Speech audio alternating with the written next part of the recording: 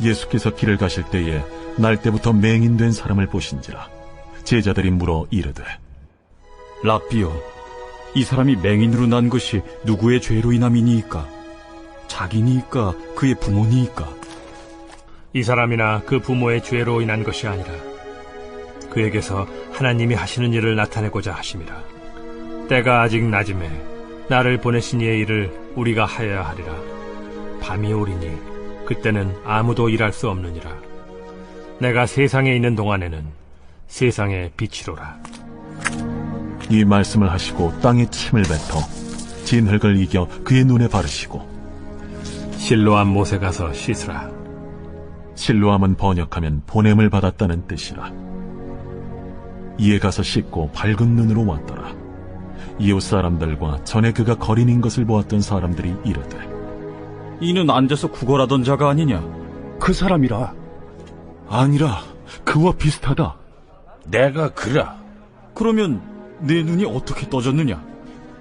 예수라 하는 그 사람이 진흙을 이겨 내 눈에 바르고 나더러 실로암에 가서 씻으라 하기에 가서 씻었더니 보게 되었노라. 그가 어디 있느냐? 알지 못하노라. 오늘 말씀은 하나님께서 우리에게 주신다는 그 팔복이 뭔지 이게 선명하게 드러나는 말씀인데요. 오늘 본문이 다루는 주제는 인간의 인생에서 가장 큰 이 고민거리죠. 도대체 택자의 삶에 왜 고난을 주시냐는 거예요. 그런데 이 고난의 문제는요, 사실 하나님이 없다는 자들에게는 이 탄식의 주제는 될 수 있어도 이 묵상의 주제는 될 수가 없습니다. 왜겠습니까? 이 세상에 하나님이 없다는 것은 내 삶에 일어나는 모든 일들 속에 의도나 의미가 없다는 뜻이거든요.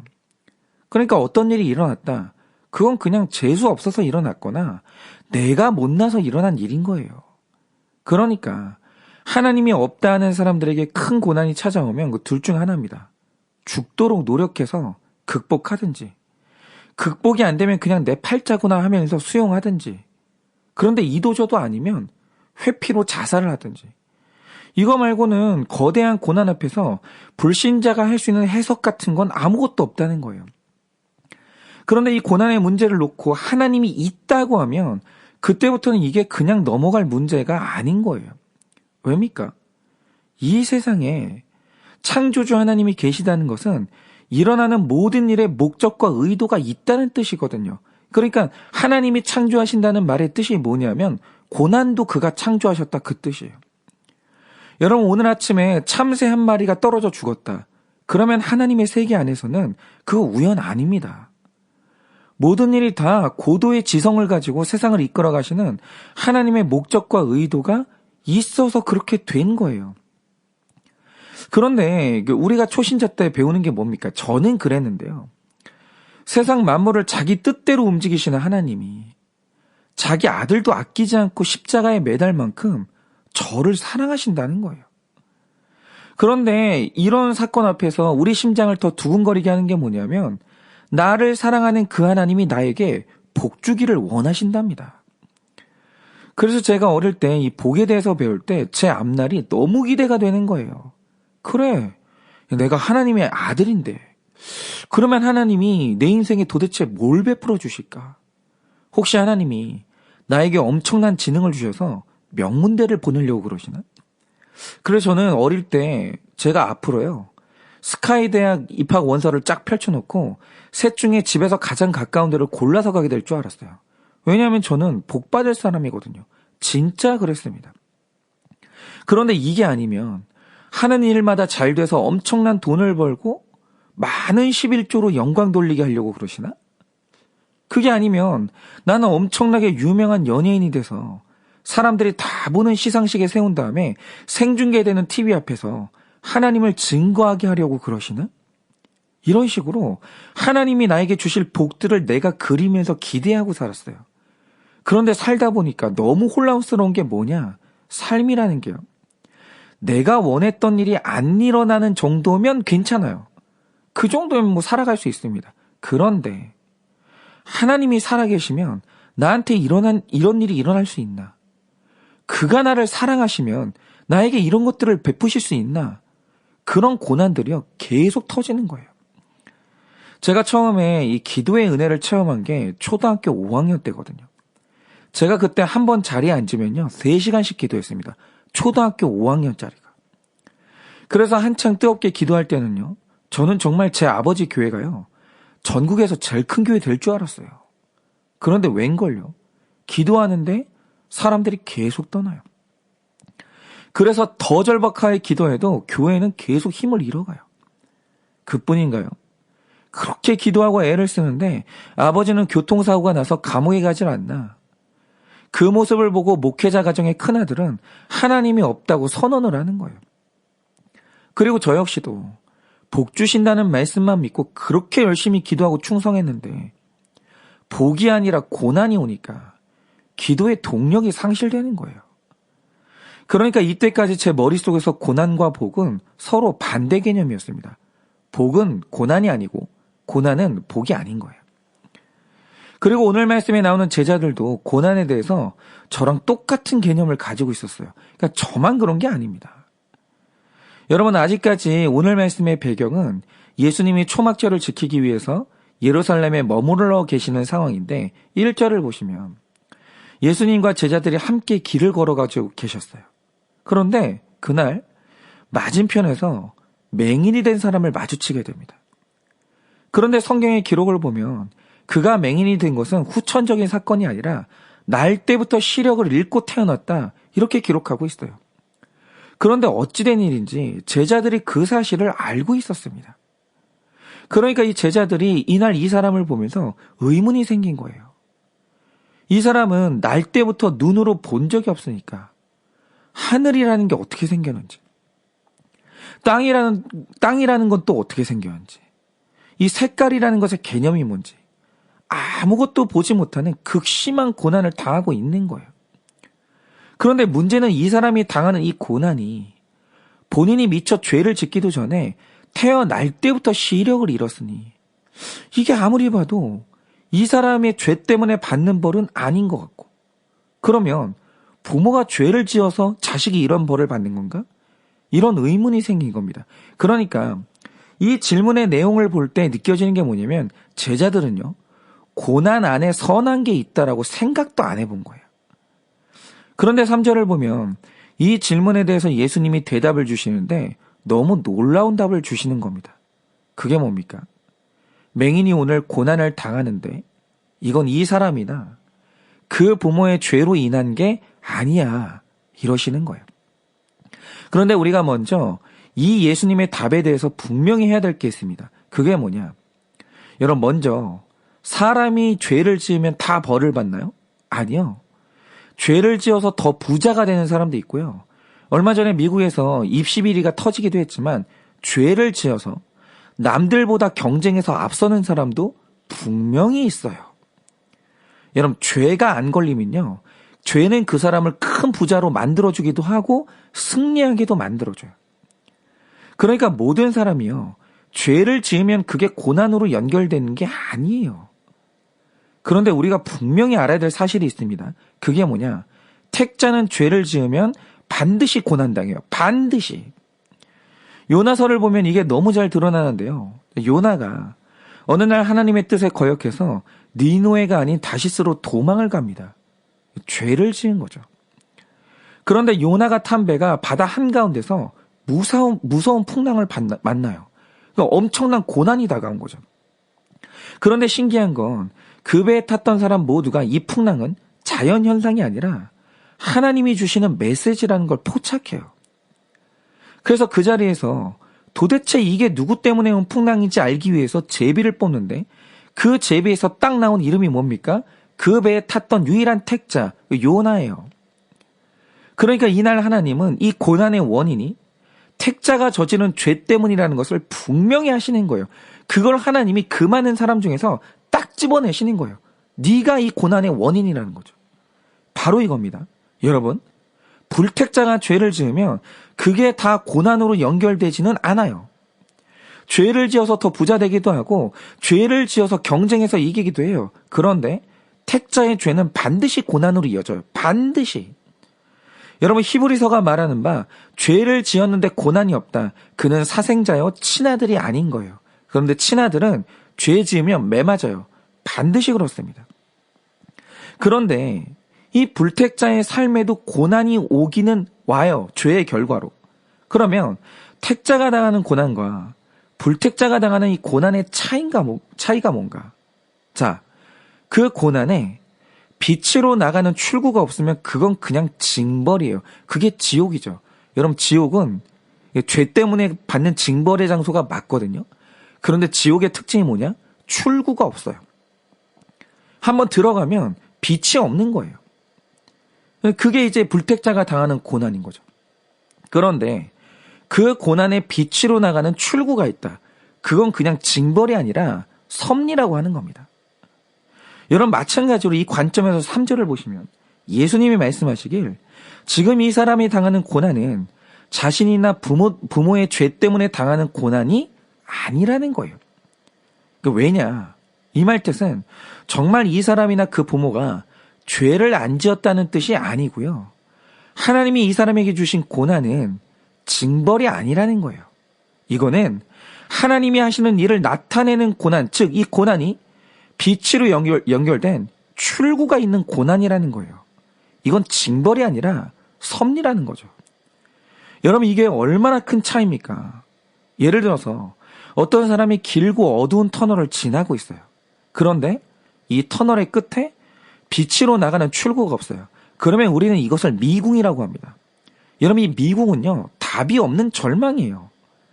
그런데 이 터널의 끝에 빛으로 나가는 출구가 있다라고 하면 이때부터 이 터널은요, 지름길 되는 거예요. 마찬가지로 하나님이 택자의 삶에 주시는 고난의 특징이 뭔지 아십니까? 반드시 이 고난이요, 빛으로 가는 길을 뚫어낸다라는 거예요. 여러분, 이거는요, 출구가 있어요. 그런데 구속사에서 이 고난이 신비한 것은 뭐냐면 죄인으로 하여금 고난 말고 빛으로 나가게 하는 다른 길이 있냐고 하면 다른 길이 없다라는 거예요. 빛으로 나가려면 고난 통과해야 돼요. 그러니까 이 고난은요, 뭐 아니면 도예요. 어떤 사람은 고난 때문에 예수님 만나는 길이 닫히고 선한 마음이 완전히 닫혀요. 고난 통과하고 나면 이 독한 인간 되는 거예요.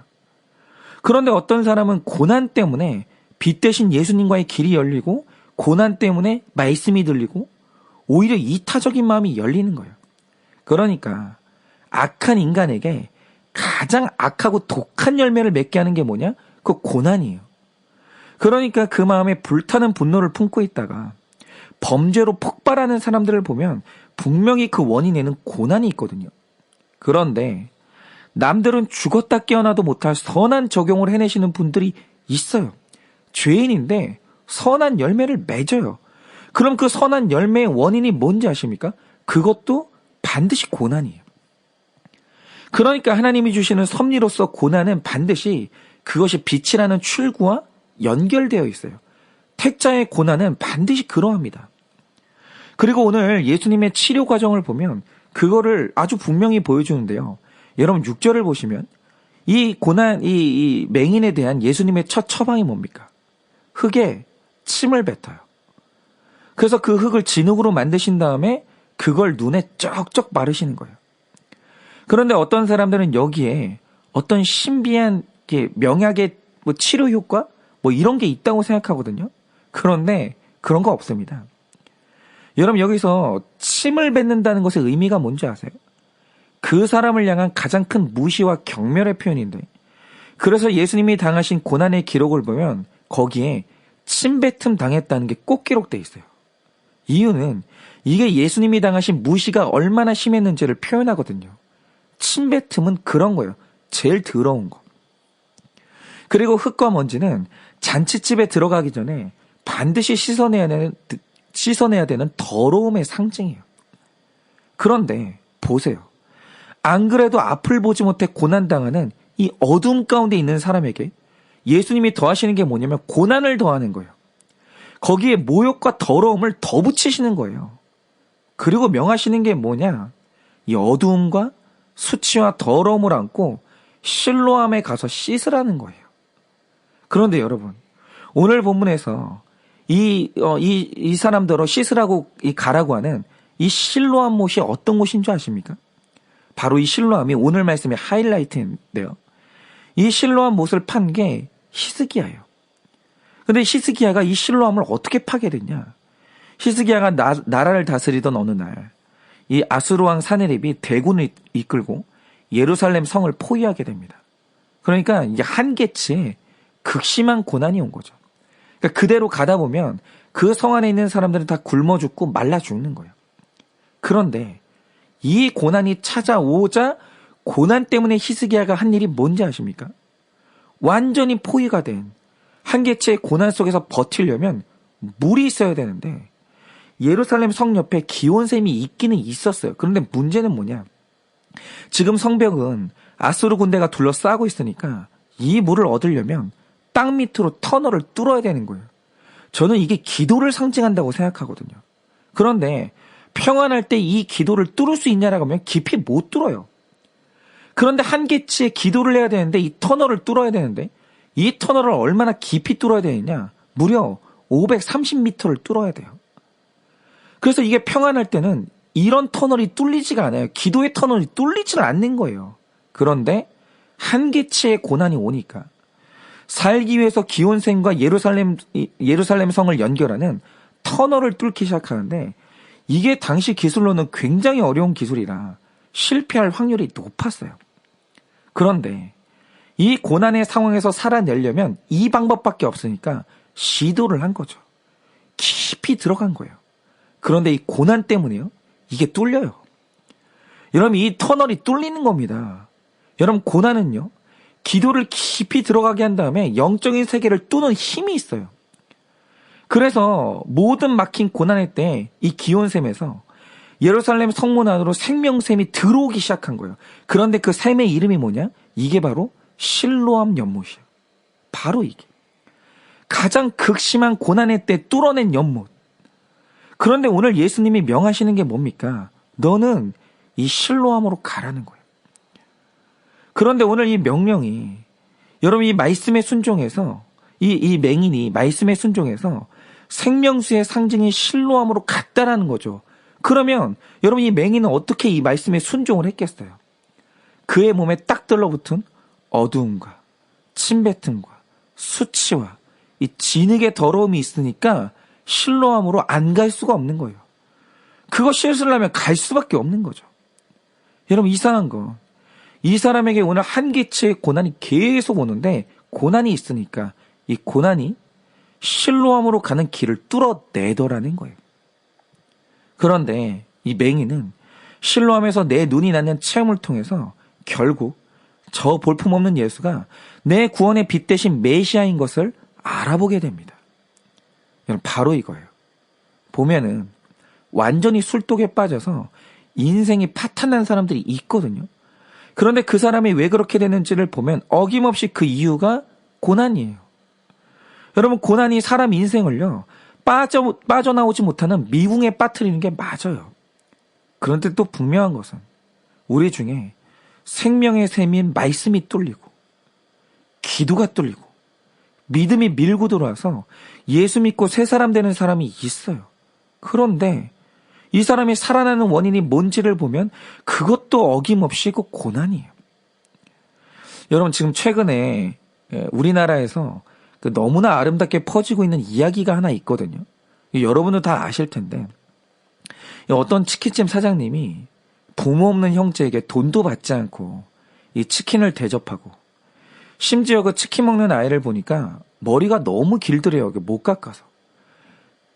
그래서 사장님이 치킨만 대접한 게 아니라 이 아이를 데리고 미용실에 가서 머리까지 깎아준 거예요. 그런데 제가 이 이야기에서 신비했던 게 뭐냐. 이 사장님의 치킨집이 그러면 장사가 너무 잘 되니까 이 마음이 관대해져서 그럴 수 있었냐? 그게 아니라 장사가 안 돼도 너무 안 되는 집이었다는 거예요. 여러분 이 사장님이요. 부모가 없는 이 아이들을 만났던 그 첫날은 장사가 안 되니까 너무 답답해서 바람을 쐬려고 밖에 나와 있던 그런 날이었어요. 그런데 내가 돈이 너무 없어서 이제 이 가게를 닫아야 되나? 이만큼 너무 힘든 와중에 돈이 없어서 치킨을 못 먹는 애들을 만난 거예요. 여러분 그러면 너무 힘들 때 이런 사연을 들으면 많은 사람이 하는 생각이 뭐겠습니까? 야, 치킨을 못 먹는 너만 답답하냐? 치킨을 못 파는 내가 더 답답하다. 이러면서 극렬한 마음이 닫혀버리는 거예요. 출구가 없는 거죠. 그런데 이분이 이상한 게 뭐냐? 내가 돈이 없는 극심한 고난을 겪고 있으니까 돈 없어서 치킨 못 먹는 애들에 대한 마음이 열리는 거예요. 그래서 그날 이 사장님이 아이들을 가게로 들어오게 한 다음에 뭐가 먹고 싶은지 메뉴를 안 줬대요. 왠지 아십니까? 그냥 그날 집에서 가장 좋은 걸 먹이고 싶었다는 거예요. 그러니까 바로 이게 고난이 가진 이상한 힘이에요. 어떤 사람은 고난 때문에 그 안에서 가장 독하고 악한 게 튀어나오거든요. 그런데 어떤 사람은 고난 때문에 가장 선한 것이 열리고 다른 사람의 고통과 연결이 되고 빛 대신 예수님과 연결이 되는 거예요. 자꾸 선한 출구가 열리는 거예요. 그 사실 지금 설교하고 있는 제가 어제 그 병원에서 아주 간단한 수술을 받았거든요. 이게 목에 생긴 지방종을 제거하는 아주 간단한 수술이었습니다. 진짜 간단했어요. 그래서 제가 병원에 갈 때는 정말 가벼운 마음으로 갔는데요. 저는 이날 처음으로 대형병원 수술실을 처음 간 거거든요. 그러니까 치과 말고 진짜 수술실을 처음 가봤어요. 그런데 막상 이 수술복으로 갈아입고 이 수술실로 들어가는데 이상한 두려움이 몰려드는 거예요. 혹시 의료사고가 나서 장애를 입으면 어쩌나? 아니, 저는 전체 마취도 안 했어요. 그냥 국소 마취했는데 그런데 마취해서 깨어나지 못하면 어떡하나?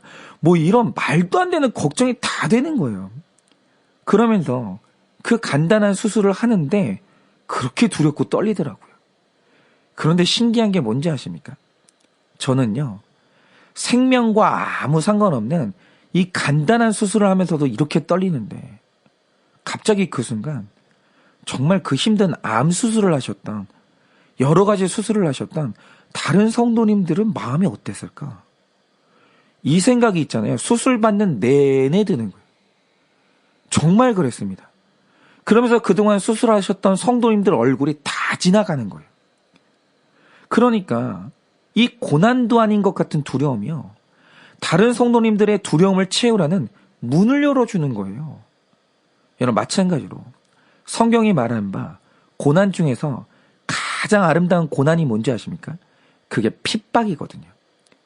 의를 위해서 복음을 당해서 당하는 이 자처하는 이 고난, 이게 핍박인데, 그런데 복음을 전하고 의로운 일을 하다가 핍박당하면 어떤 일이 생기는지 아십니까? 이거는 겪어보신 분들은 알아요.